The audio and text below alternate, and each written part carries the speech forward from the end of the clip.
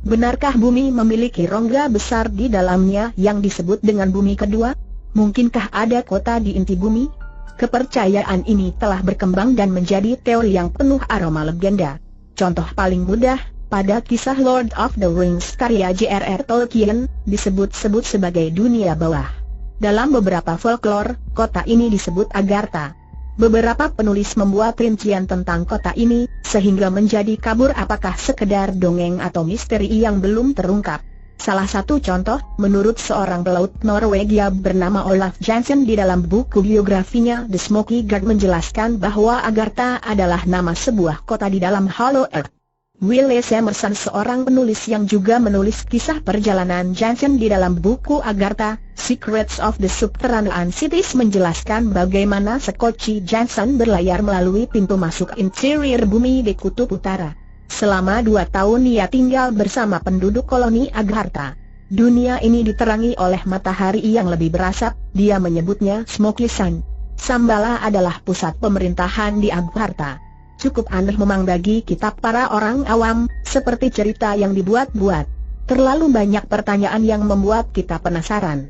Selama 2 tahun tinggal di Agartha, Jansen mendapatkan banyak informasi yang mengejutkan.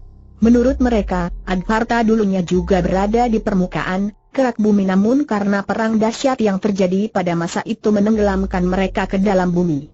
Mereka mengaku Agartha adalah sisa-sisa peradaban Atlantis dan Lemuria. Dahulu Atlantis dan Lemuria adalah 2 kota terbesar dan termaju. Kemudian kedua bangsa ini berperang dahsyat. Perang termonuklear yang dilancarkan kedua bangsa menyebabkan keduanya hancur dan jatuh ke dalam bumi. Sisa-sisa pertempuran Atlantis dan Lemuria masih ada di permukaan, yaitu Gurun Sahara, Gurun Gobi, bagian selatan Australia, dan Gurun di Amerika Serikat. Agartha juga dimuat dalam buku Reliable karya Alexandre Saint-Yves d'Alfeidre. Menurutnya, dunia rahasia Agartha serta semua kebijaksanaan dan kekayaannya akan dapat diakses demi kepentingan seluruh umat manusia. Alexandre menulis dengan sangat bagus, seolah-olah kota ini memang benar-benar ada, jalan masuknya di Himalaya, Tibet. Penjelajah lain, Ferdinand Ossendowski, menulis sebuah buku di tahun 1922, Beastmen and Gods. Dalam buku tersebut, Ossendowski menceritakan sebuah cerita tentang sebuah kerajaan bawah tanah yang ada di dalam bumi.